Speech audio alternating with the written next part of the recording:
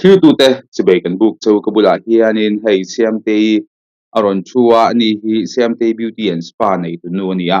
hei kan studio aron leng lut he kan lom he maya achian nu pelitan hei to pron la chua hun all hun thol te aboi takara ron in siam tok hei hi alom thu kan chilche ni ro se te chuanin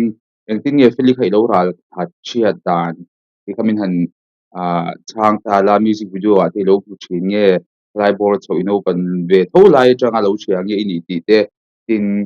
khang bor bo ruak kha in je rol chwa choi she dan kha Ah, peli hi tianga han chat na kan nei lawa a music video te tiang te kha hei tan ama hi inge ka tiang i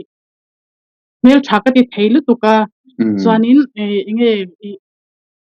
ama hi inge ka tiang a fil ka tia chuanin abak anui sen sen te hi mu nom ka ti thina a music video siam sim sim te hi mu nom ka ti thin lu tuka ni tu ilo thil chin ni mo kalau ti chine mu nom ka ti theilu tuka chuanin tu mi nuwa chuanin asar kal ho kha I ka par la rai han an lo lut thak thina tiang bel tang kha ka mel chiat wal to pa chuanin voi khat kha purin sanga MLA Biden te abial tum khanin kan zuk zui ve a Philip ne kan pokala kha apa ngai ta ka mu voi khat na nya emine konso karto nu sani so priya so pokwa chove ani do ni mo lockdown ma si yang chuani ka chang khani na in muta chuan in nge ni ko moi hal nge ni a engtiang in nge khalai board so kami han chang le te chuan hei han in biak ve zau chang te chu kan nei a ma se a hran pa han in kom ngei na em chu kan la nei chuang lo kha ta pok khan kan la nei chuang lo ma se ama hian in chan min lo tek thina inge inge isam siam te hi moi ka ti theilu tu ka na kina min la siam sak ve ro te hi ron te ole kan tia ikhanin hei tu ta pok chu kan la in kom bak chuang lo biak pa ngai khang kan la in be top tu tia in kom san na bak kan la nei chuang lo in mel chat pa nga yang khan mel chat pa ngai yang khan so in tin nge han in kom chau ta fly kan in kom chau kha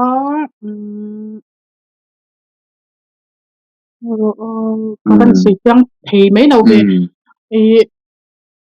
Delhi han kasina ni tu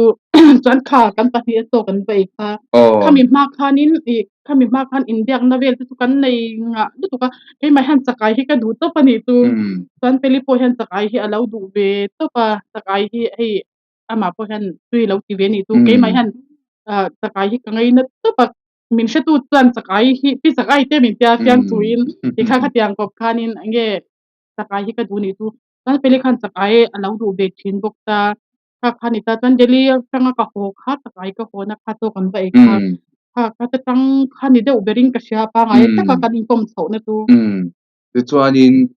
ma khan chuanin ti kha ingal phat chia deu lein hunem em chuang si lo amero chu I engting ei mel chia tho viau to si khanin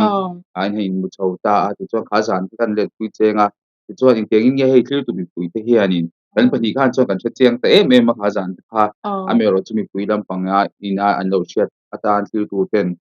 engting in nge in han in ta kha engting nge in han chho ta ka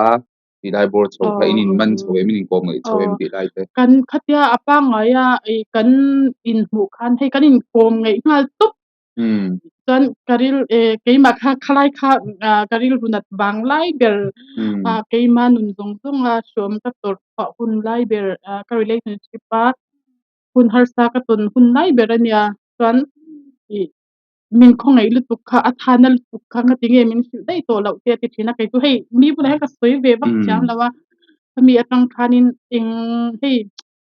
tun jan jom hian min bia ka ti mai chuan ti khanin hei in kan in enge in muring lo mai la kan in enge ka tiang I kan in de chun jom chal top pan ni mai zan dan ni ya po ti khanin hei in phone chun jom tar lang khan kan top ti khan atang le min ron fai ro atia tang le to ka vai top kal ka khar lu tu kha kam zan khat thei tu kan sei zaw lo ka zan khat thei tu aril ru kha alo na vel tu ka chan har tat na kha lo to ka myang chan ma po khan ka lo ni thawa chanin Bible hi min ron char sakani tu Bible min ron char saka min ron char sakpo kha Psalm number zana miswak swal terem ro tanga ngai laba miswal te kong ko ding ngai la ti akha min ron char sakani tu kala chreng hai ka thai ngil thai law ni tu ho aron chia sak che chu I ne tun thing pon chui la sia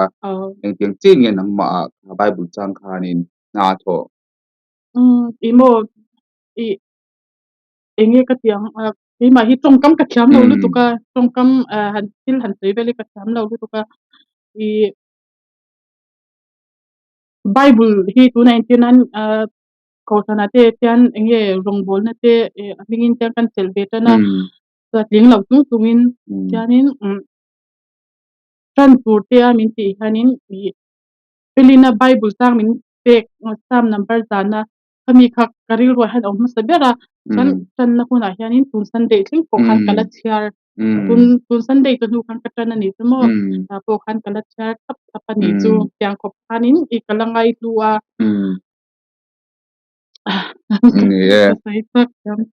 thil tu ten an chat hem karing tin eng tiang in nge ti chuanin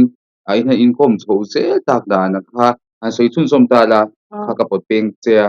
kha han le tu gi le lok che eng tiang in nge ti chuan Bible te san nai ten ha in sia sak thina tiang chuanin I ko har lai lo ni bok men khan chuan te khanin machine te chu ko har reng thei chuang lo ta lai tu ko ta halai kai din sui chho da na kha peli hi kan pian kum mai nam ai na nga chuan a tha hian peli hi ke ai na upa zoka chuan ma se apui ting mema I ka fak bok ani tu chuan ke ma hi hei anaw dai ang hian min ena adu huna min ti tau kuma du huna min hau sepa chuan ke ma pon I lo sha chiang ta nang tu chuan ke ma pon ka thin rim pon ka ba ti ve thau chuan hian ama zok hian in chuan hei ke ma hi tu lang top ti ang kan ni ta zep po thiam lo hei in zep hei inge ka tiang tongkam zep tu kha ka thiam lo ka tiang mi kha kan ya lang top ti kan ya chuanin ama hianin thian kum te phim khula te hi min tia kung engke mai han hei min zil be na sa ni tu chuanin tongkam hei om dan tur thleng ni lo ei rong bol thleng thiam tu te hian min hei voi khat thei kha tu kha ama bula to kan bai pun ti khanin enge khang hole art thina mi min lo kan pol sa kha khang te kha ui tui ka tilu tu ka akan dan te ka zo ta ti khan voi khat dan khat thei tu ana bang kha karil tram tu ka chuanin kha kalai te ka siam dan min lo shil ro ka ti khan min lo shila ti khanin vidoi ming pola min kan in better top ang khani mai ka tiang khani mai ti chuanin ya khai birthday te po ha kan han lom pho chho ta kan kal chho do ranga chuan family te kha thil tu te pon hi kan soi mek lai hen screen a khanin alo lang zoi nga ani Filipo khan family mi kha reels khanin a post ani reels khan chuanin enge family te kha ingai to le tanga family boruak te kha thil tu te wi han soi zau han thil zau ve na tum ka birthday te kha siom ka ti mema ni kum ma sak hei ka chuanin peli hianin ka birthday ma le khanin keile Google le zauri ni te kan meeting a birthday lo mang u apaw ker lawin ke mani chan ho sar kalbi ho ke kha han dom be ila kan tia tan peli khanin ei tur engkim kha ka boya wangin engkim ka boy pui man lawa ama khat alo boy pui ka chuanin re ka kan zuk lo ma chuan ei rong theng khan kan bola phal lawa ama khan ti khanin asiama ti khan engkim kha hei abwat sei de ka hei kan tun tum ka birthday khan karil run na lutuka ka status mutu te hau chuan in sebe kanga ka story thing pon karil run na ka rin share ka atan hian atlu be mani chuanin tiang khanin ama ne na zori zoli te na kan pa lia kan in pu khom nun ber chui dor khanin ka chia dam do in kan om ve kan dom do in om sak ve in lang swat in kan dom kha ani ta chakai dom deu ka lo chung kha kami zan te ka hai thil tu te han chia ta paringa a video to he tu nan thil mek ni no pa mek ani sei zau teng tianga ki dora lut phom nge kan ni ti te kha dora local ru ka ngai lu teu sakai ka lau thum teu ang ka tia ka sap te hau te pon ho tek to a tuanin peli avan kala gugwa local pa ka sakai ka kan ei te wa te khanin ka birthday tour program te khaple nang kan tia te khanin inge kan hau kan lim de real te kha kan ne kha kan in kan hau kan in top na kan kan zori ni tel chuan zori ni tel chuan ni tiang khanin ani a so tu tam takin ei te pok ringa chu lo enge khami in nun chung chho thang kumpi thum liam ta chawa han soi du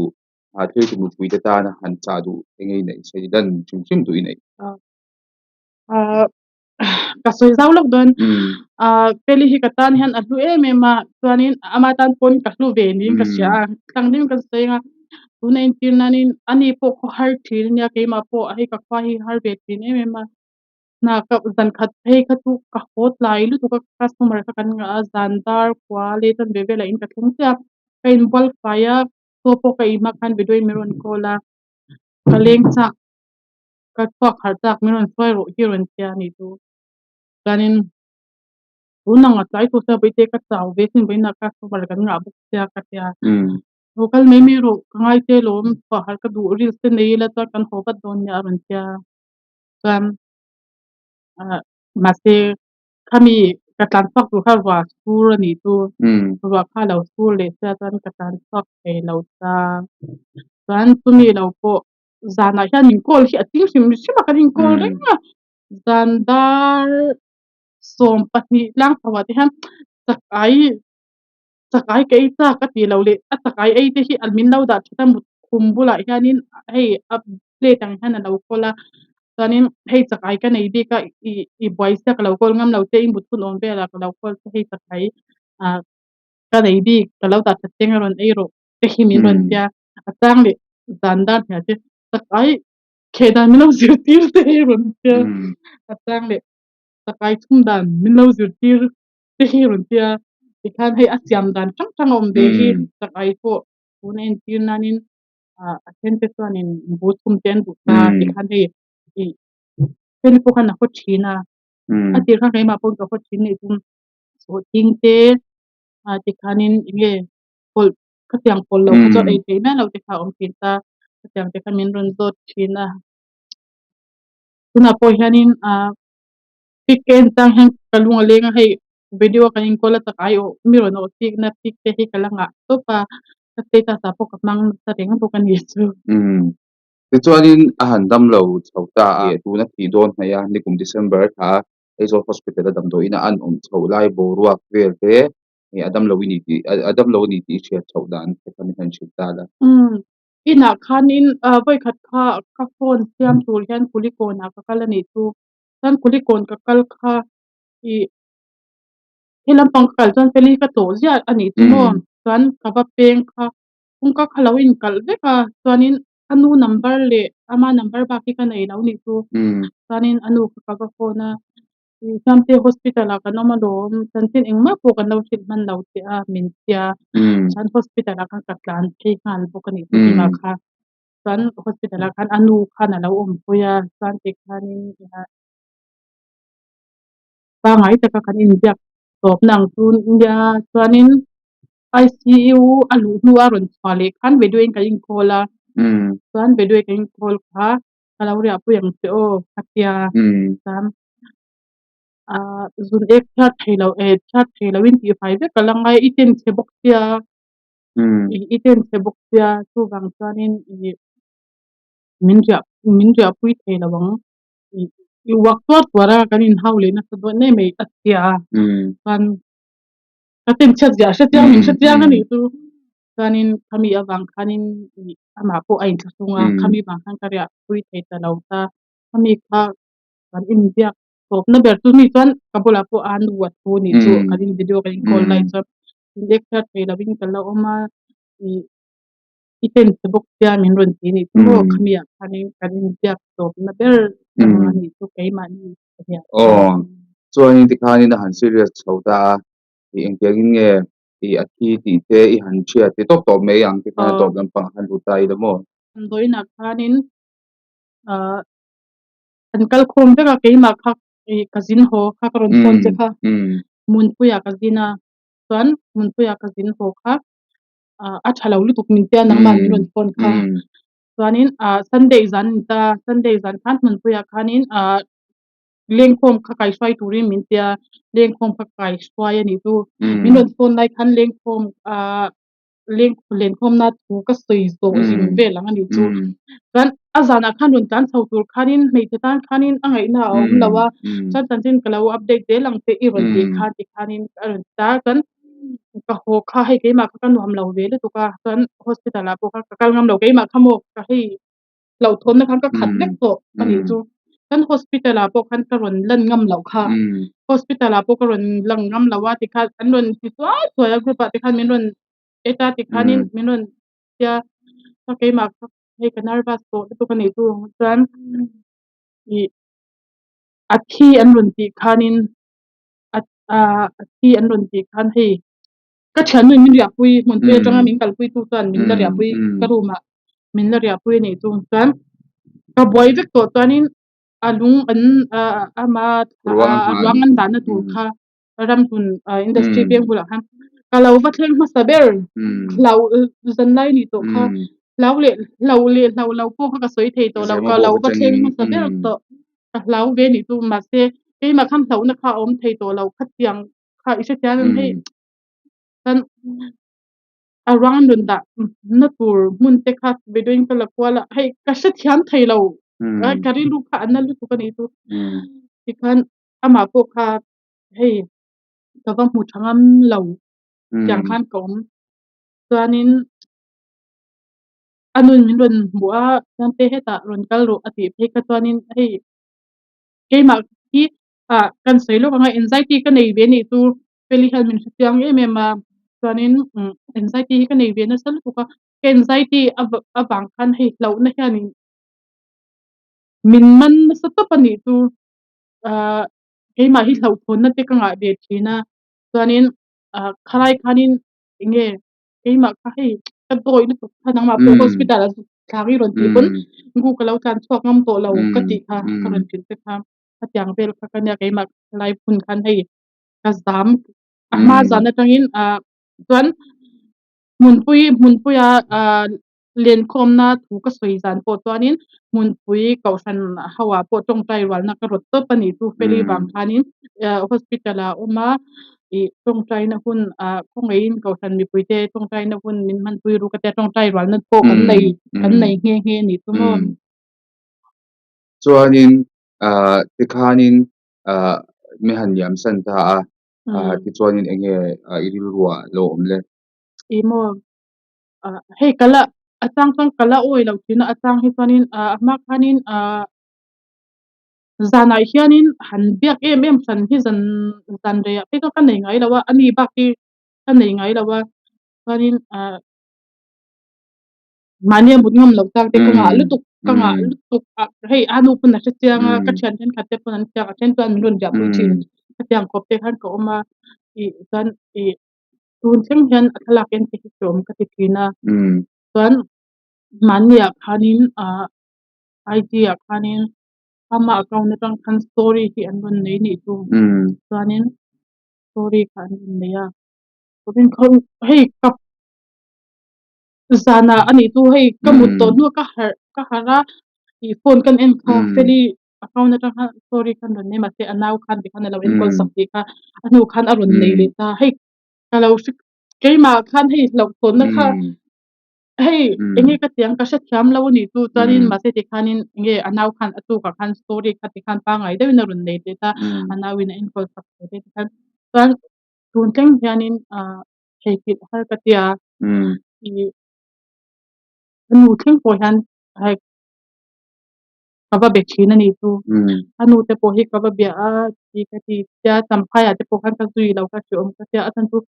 tak ta kha tak lo ve du tu ka chuan anu te teng han phone na ti khanin lu enge chan ting tia arwang an khana an da ni pe kha chuanin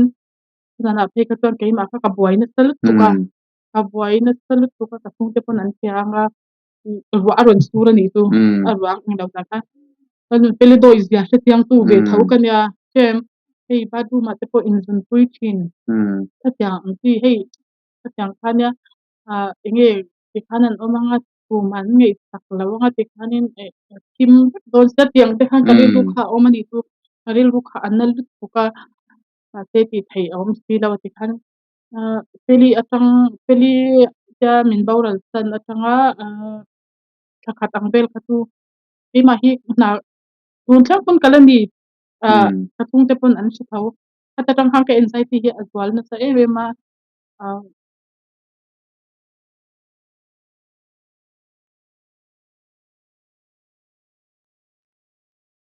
chuanin ani le tikhanin tun thleng pon chu chuam te pawh ila tia tin anxiety ti lo nei sa bawk nen khan chuanin anu nen te chuan inteng ngei in biak thin atang chuan anu ka va phone a ka va tap na kan anu pawh hian hei min lo hlem a inhnem tur tlang kan awm lo a atang le anu nen hian kan tap duna tiang te khanin hei chuan te lo ngei tuah ngei tuah tu nangmah kha in ngei tuah ro ani te chu ban ramah a kal taw lawm te hi a rawn ti thin a anu hian mate hei mani a mal deuh a ka awm hian le hian ka phone ber thin ania ka biak ber thin nangmah pawh ni sianga zanah phi ka mut thei lo a nge ka biak ber thin top ama pawh ani tho chuan hei thil ho mai mai te kan suak thil hei tikha tiang kha kan ta in betar tur thin atang chuanin hei kanin berei lutuk hi atang le kan lo in san chang a awm a kha tiang kawp khan kan in be ve thina hei thutthleng hianin a tan tin sawi hianin keimah hi se awm kala ti ngoi ngot atan chu kala o hei mi ka tiang ila pom thiam che lo ni mo che lo athan khongai na zara ka chan tam tak te pawh kan ve to hawa ma se ani ang em a melody soi thei ka tan to a melody soi thei pawh kha hei ama ang deuh ti a ka khom tho ti ni ta ma se pathian khongai na zara nu le pa te khung te ka pian a hnu lamah hianin hei khung te han sun em hi pathian zara kala nei lo a awma mi kol kolami kan u ti lo chu le ka thian tha te pawh sun chu ka nei ve to thawa ma se tiang em ka thian te relationship anga min boral sana hi kala nei ngai lo wa hei ka twal thiam lo tup paniang ka sei thiam lo chuanin i dawrah te khanin a rawn kal ve ngai masam te twin ti ta kale hair color te pawh kan tia pahnih khanin adam la chu ka birthday dawn khan adam lo ani chu maw adam lo kha ka birthday lawm thei lo kha hlau kha ka staff te ho panan thonga mi ron hruai ro atia two wheeler taxi hmangla heta vani vai tirla ta kal dule chairman kalau tum mayang ka ti pon ka dulang na ma ni ron hruai ro atia ka bakala tu ta pawh chuan hei ala te thapai lo lutuka tikhan kan han in bual faya tikhanin bu te khan thapai lo ma khala har wang lo wa ma se lo kal du ta bang kai man ka swai swak ta lu ka suk ka tikhanin kan han in buala tikhan kan seya kapal ra khanin tikhan kan swai phaya tikhanin hatiang kawp khan hei kan in sui ve na talu tu kan ni chu nangma pawh ni chat ten kha hatiang khan ni ta moi khalai hun khan in tei pawh in tei pe to lo ang tuk kha ni ve ni chu ta tikhanin moi te kha ka du tia kan zana tikhanin hair color ka du tia zana khan hair color te kha kan ni ta tikhanin kanau ti nen kanau te thleng khan tikhan an boi pui saka eyelash te an ti saka tikhanin hei facial te kan ama khan nuam ti ni chu khalai kha adam lo tir chho ang bel ani mo ani le ti chuanin i dawr te pawh chuan sei ve la hei thil tum pui te tan an lo pan ve du tia cha pawh a rin awm a i dawr awmna lai te le in dawrah chuanin in khoi sak thei ti kha kador na hi bong pon lung lei rot bishal ten ma zo string chunga sonania chuanin keimani han hair color te pedicure te facial te body massage thlengin kan khoi beka ela step kan khoi bek tho chuanin min lo pan be theu don nia ni enge ka zo lo chi han soi du chung chung te e nei em kan soi bele sim fel chung chang kan soi le lo ni ril ru tha ril ru chuang thian te ta na in pe zau thin ama hei tu hei ni sen ti ni poi soi lo lu tu khi ania chuanin aril ru anat be pon ei mani ang tok ve bor ti khatyang khania chuanin ama hi apel ma chungkwa en kolna kunga thian ke chuan tuk lo ke in ti topa I apui tling katia enge chungkwa hi amangai lu tu kan chu chungkwa en kol dan chu nang ni pon in se kanga amangai lu tu ka I hem kunga thian ka phak lo thian ka shelu tu ka tat ama tang hian zir tu tam tak mein ke in se poka I min pui pakhat kan sei dok nga enge kha ni hian min eng ang pon min soi ro te kan dike mo kan dik lawe mo mi in min ngei thwa tak tak lo tu wang tan malam kan pana kan mamo te kan ngei to I enge kan ei le in min pe tak tak lo tu wang tan mi in min soi sel na zonga in dom kun thin hi ka ngei che mi na min soi sel na te hi I se be ka I enge keima hi in ti chat phaka phal lo ati thin tu wang tan nang soi sel tu chi an la tem lu tu tu wang chuanin hetiang mai me han iril ru ismal labin I malam pan tar ro ai sak I thlen to le boina inga don ta chuanin ma se nangman chale tha ingei to na tin tak mangla chale chat na in thian po thlang pim khuro min ti chem thian thlang pim khuro min ti khanin ei kha tu ka soi chuak ka soi khel po ngai ka tilawa ama pon chang deuin min sil thoma se kha tu ka soi chuak ke ngai lawa nang tu ini hot hota iril ru atha sia mi tong kamna ti te I thiam lawa te min ti hei min chatiang lu tu ka min hau thin ani tu chuanin ama hi aril ru hi atha ma thiang dim to ka mi pui soi hi anei no to pa chuan ka tunai hianin hei chungkwa amangai za te ka ngai to pe hi chuanin ka phak lo lu tu thian ka tia chuan ama hi tiang enge ka tiang enge ka tiang kun shom ton zong zong ka kan ba se phakher lo kan se phakher lo ma se mi strong tak mi pakhat ani ti hi ka se chiang lu tu ka tu wang chuanin min pui na hi keima pon thom don zel ka to ma kan peli hi ka za in kangai sang tak zet ve alum hle mai mi pakhat ve tak kha ani tuna hianin hei